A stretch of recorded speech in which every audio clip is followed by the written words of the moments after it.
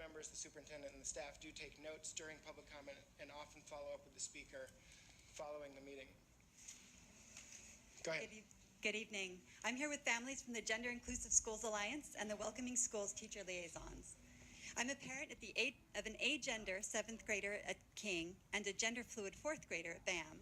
And we are so grateful to have a school board that supports gender expansive students through policy and a district administration that is truly committed to acting on that policy. All student bathrooms are a vital piece of that policy. My agender child, August, is often forced to choose a gender box that does not fit with who they are, like when they have to choose a girl's locker room or bathroom. Every time it's like a slap in the face, so August often comes home from school emotionally black and blue. We were really fortunate that Principal Levinson had already designated an all-student bathroom before August transitioned. And while we appreciate that designation, we urge you to please also consult students and teachers on whether these bathrooms are truly accessible and meeting students' needs, particularly at the larger schools. Just yesterday at King, August needed to use the bathroom during the 4-minute passing period. It took 3 minutes to exit the main building, cross the courtyard, and climb a flight of stairs to reach the one all-student bathroom on campus. Then they had to wait 5 minutes while somebody else finished in the bathroom, and then it took another 4 minutes to get back to their class. So August ended up being over 10 minutes late to class, missing instructional time, and getting yet another tardy. By contrast, later in the class, it took August's cisgender classmate only 3 minutes to use the bathroom and return to class. As you move forward in completing this important work of establishing all student bathrooms in each school, I urge you to consider the size of each campus. How far do students have to travel to reach those bathrooms? Are the number of all student bathrooms reasonable for the school population? Please include our students and their teachers in the decision so we can be sure to truly meet student needs. I'm confident that by working together, we can make our schools truly welcoming, safe, and inclusive for all the students, especially on the larger campuses like King and Berkeley High. Thanks. Thank you. I'm Megan Bates with the Gender Inclusive Schools Alliance. I'm the parent of a first grader at Malcolm X who defies expectations in a number of ways. In the middle of kindergarten year, my kid, who has been a gender rebel since being able to choose their own clothes, told me that the word boy really didn't fit, and neither did the word girl. Among all of the other daunting concerns that preoccupy the parents of gender nonconforming kids, bathrooms are foundational. When a child is unable to use public facilities because of the way they look or their gender expression, it means that they can't really exist in public spaces. My child was fearful of using restrooms labeled with the boys symbol or the girls symbol. Fortunately for us, by January of 2016, Malcolm X had designated a single-stall gender-neutral bathroom on campus, and our Welcoming Schools teacher even arranged a private opening ceremony that included several other gender-expansive kids. Initially, this just meant a photocopied all-student symbol taped over the old gendered bathroom sign, but still, my kid came home from school that day carrying with them the knowledge that their school was an accepting and compassionate place, and a place where it was safe for them to just be. In January of 2017, a second single-stall gender-neutral bathroom opened in the same location. Now both bathrooms have an official all-student sign that indicates that everyone is welcome no matter where they are in the gender spectrum. I am immensely thankful for the work that BUSD has done in recent years to make its facilities more inclusive, and I hope that the momentum keeps up to meet the urgent needs that remain to be addressed. The addition of all student facilities in multiple locations throughout each campus is a necessary and pressing concern. This week, my child is suffering from a bladder infection after holding it for too long every single school day because a recent construction project and the size of the campus meant it took my first grader 10 minutes to get to the bathroom from their classroom. Berkeley Unified has been as welcoming a community as I could have imagined as a parent. And as a parent, I urge the district to continue making a safe, healthy place for vulnerable student populations to exist and to learn. Thank you. Ms. Bates. Hi, I'm so nervous I have to go to the bathroom. But this is about bathrooms.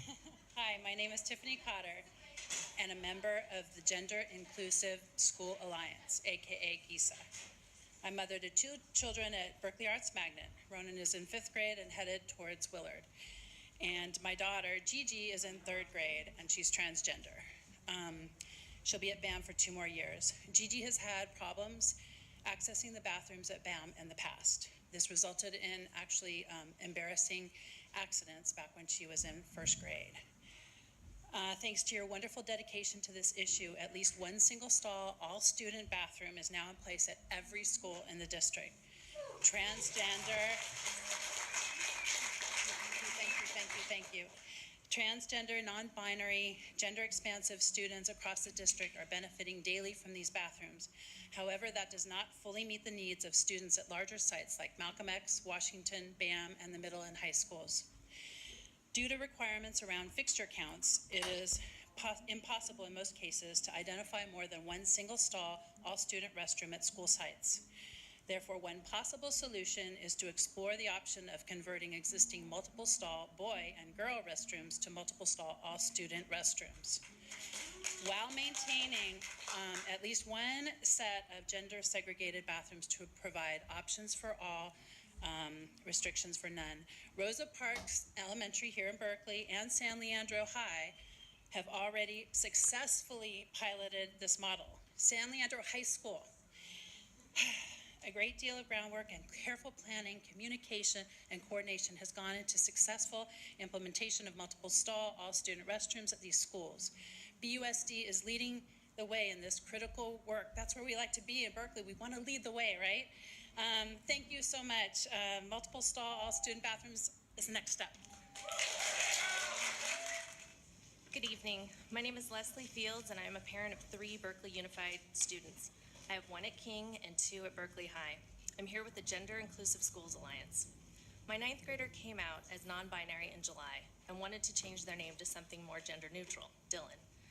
Going into high school, Dylan was very worried about having to talk to each teacher individually about their preferred name. Luckily, we have a friend that works at Berkeley High who referred us to Dr. Susan Craig. Dr. Craig made the name change a very simple process. She assured us that while the district only had binary gender options at that time, they were working on creating a 3rd non-binary option, and within 2 weeks, she informed me that the option was in place.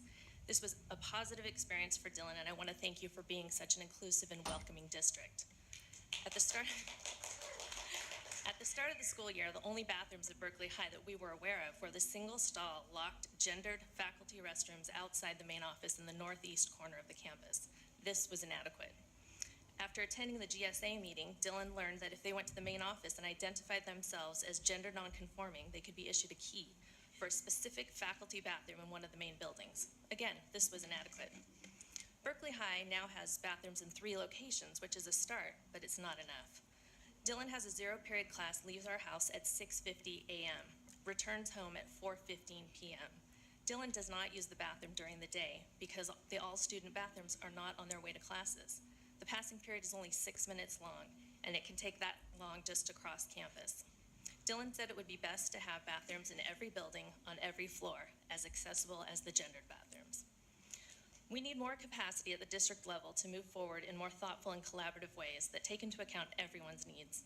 We hope students and teachers can work together as they have at San Leandro High to find solutions that work for everyone.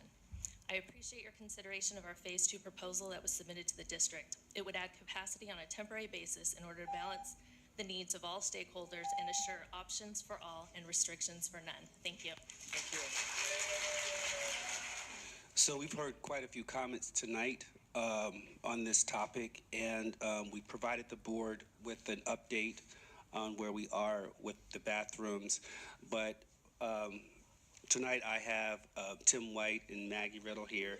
Yeah, I think if you can let us know, as of today, where things stand with elementary school, middle school, and then high school with respect to whether there's an all-student bathroom that students can actually access.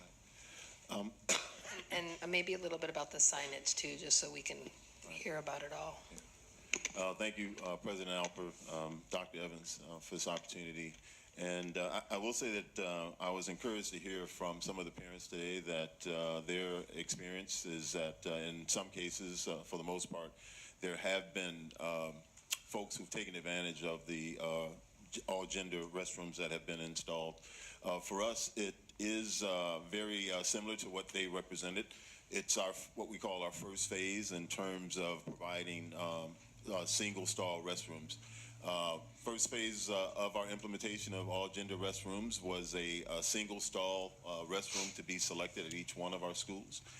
Some schools, as you heard, have selected more than one single stall restroom, case in point, Malcolm X and I believe Rosa Parks. But for the most part, there's at least one single stall restroom at all of our elementary schools and middle schools as well. In addition to that, the teachers at the elementaries and middle schools have variously asked that we expand the locations, and in some cases, multiple locations have been requested. Berkeley High School today, we just recently checked, and it's been expanded to 3 restrooms. On the signage for all of the sites that we've discussed is uniform, and it does say all student restroom, and the symbolism on it is a single fixture, water closet fixture. So, thank you. So can we just do this one group at a time? So that with respect to the elementary schools, are there any schools where, and first let me just say, I think we all appreciate the work that has gone into ensuring that students, particularly now as transgender students and gender fluid students are in other jurisdictions don't have or may not have the ability to use the bathroom of their choice like they do in Berkeley. I think we're very grateful that we have staff that is willing to devote the time and effort to making this work. And so I just want to be clear about at the elementary schools, are there schools right now where the signage, where either the parents or the teachers or the principals are not convinced that the bathroom itself is accessible and the signage is appropriate? Yeah, I think that's the case. So how many of those schools? I think we heard that from at least one of the parents here today, maybe 2.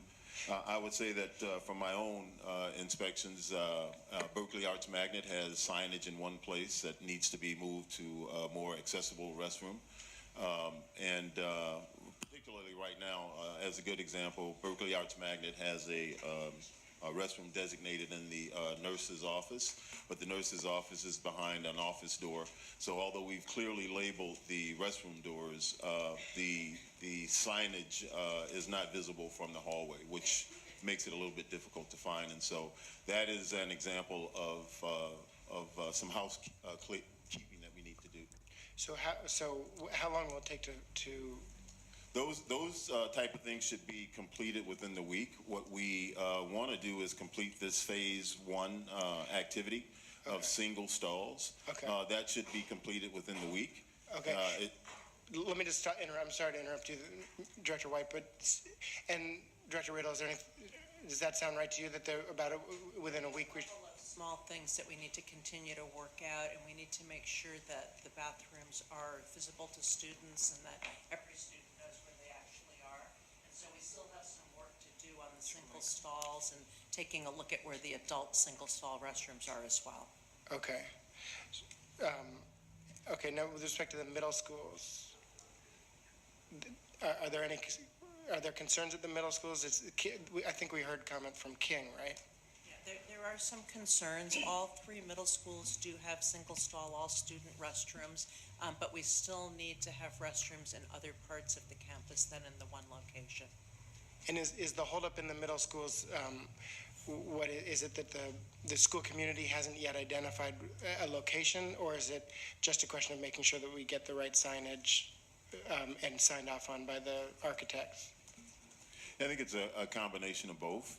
And in conjunction, as I said, we were in our first phase, right? And so the first phase is the completion of single stall restrooms being identified, having the locks changed to make sure that the access and egress is easy, and also having the appropriate signage. The other issue that Maggie Riddle alluded to was we're actually taking restrooms out of commission that have to be replaced, and so it's a fixture count kind of balance that we go through in the maintenance department. Okay, so how long do we think it would take at the middle schools?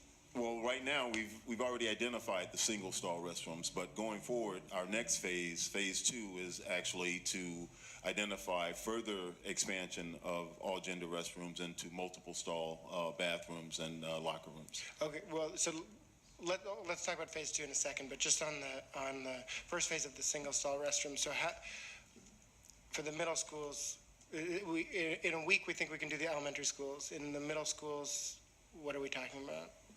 I would actually say middle schools as well in a week. I think it's an issue of identifying signage, making sure that we identify the proper additional restrooms and place that signage out. In some cases, I'm not sure if we actually have enough signage, but if that's not the case, then we should have temporary signage up to make sure that we don't delay the implementation. Okay, and then the high school? For the single stalls? Same thing at the high school. Currently, there are 3 single stalls labeled and identified. Okay. What buildings are they in? What building? They are in G on the second floor, Can you C on the second, G on the second floor, C on the second floor, and M on the second floor. Okay. So just with respect to what you're calling phase 1, which is the single stall restrooms, is it reasonable to ask for a report back just on information at the next board meeting, which is 2 weeks from now? Certainly. Okay, that would be great. Now I understand phase 2 is a longer discussion about multi-stall, gender-neutral bathrooms and locker rooms too potentially. And I understand from the memo that you, Director White, would like to convene a group of interested stakeholders. Is that right? Yeah, I think it would be. I think it would be beneficial for us all to engage a little bit more closely, particularly in an ad hoc fashion as we go through this process of identifying and providing the facilities for our students. Okay, and so interested stakeholders have already reached out to you, and they can just expect to hear from you? Right. They did. The parents of our students did send us a letter. Our intention is to respond in kind with a letter identifying all of the modifications that we've made to address their concerns and identify where the restrooms will be and what the timeline will be for the engagement to look at phase 2 rollout. Okay, and I know we've been monopolizing the comments, so does anyone else have any comments or questions? Judy? Yeah, I as somebody who was involved in helping to make this happen at the beginning of the process, I have to say that we are the only school district that I'm aware of that has made sure that we have all gender bathrooms in every school site, and I might not be the only one, but we're the only one I'm aware of. And I also really appreciate your taking the input from parents regarding the signage, because that was something that I know was also an issue, kind of which signs we would use. So I really feel like we're exemplary in that way. And I do recognize that there's some final steps that need to be taken. I'm glad we're going to get a report on that. And I don't know if there's further steps that we're planning to take at Berkeley High. I can say, I have a genderqueer kid who goes to Berkeley High, or now is at IS, but went to Berkeley High, and making sure that we now have 3 is great, because they had to get a key to use a bathroom in order to not use an inappropriate bathroom. And so now it sounds like we're normalizing it, and Berkeley High is really big, so hopefully over time we'll be able to identify even more, whether it's multi-stall or single-stall bathrooms. But I just wanted to thank the staff for following the direction, I think, of the board and helping to create this access for our kids. Yeah, thank you. Go ahead, Dr. Ray. Just a quick comment of thank you, and thank you to the parents who also came out and the suggestions that have been provided to the district.